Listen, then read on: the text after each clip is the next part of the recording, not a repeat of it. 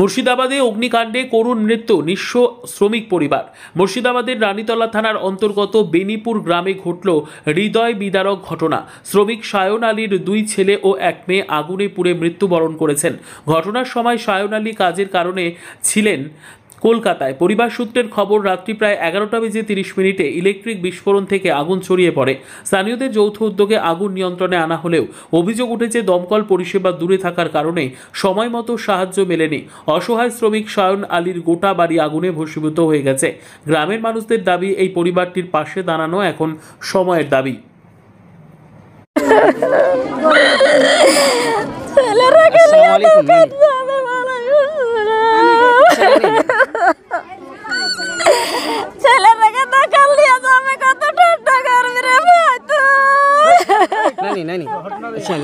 কথাটা বলি, বিষয়টা হচ্ছে আজকে এই যে দুর্ঘটনার কবলে পড়লো, কখন হয়েছে ঘটনা?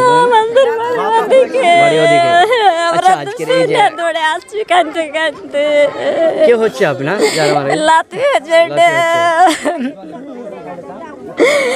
আমার বাড়ি ওদিকখানে ওই সড়কের ধারে ঢেরখানি আসতে হবে।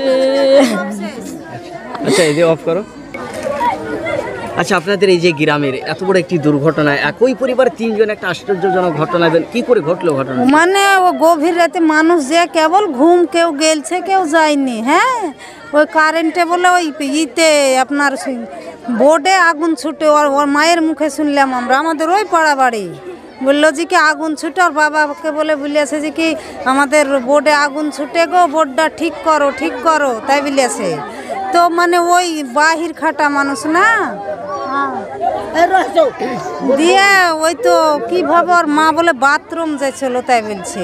ছেলে বলে ভয় করে আছে যে কি মা আমাদের ঘরে তালা মারো, আমরাকে ভয় লাগছে, এইসব বলেছে বলে।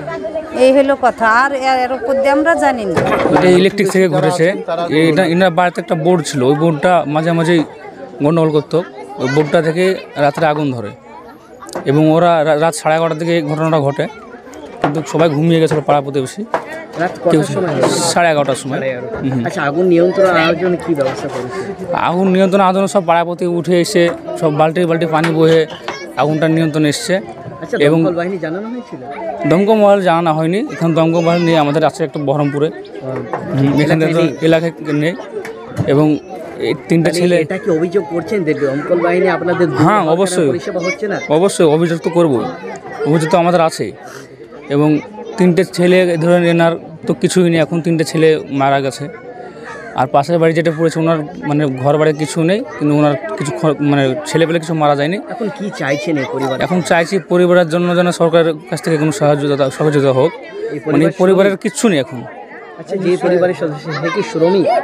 শ্রমিক, উনি খেটে খায়, দিনমজুরি কাজ করে, ওনার এখন মাথা লোকার জায়গাটাও নেই। আচ্ছা, পুলিশ প্রশাসনকে জানানো হয়েছিল? হ্যাঁ, জানানো হয়েছে, পুলিশ প্রশাসন এসেছিলো, এসে লাশ নিয়ে গেছে। এখন সরকারের লোক এসেছিলো, ওরা এখন বলেছে, আশ্বাস দিয়েছে, দেখা যাক কতটুকু পাশে পায় ওদেরকে।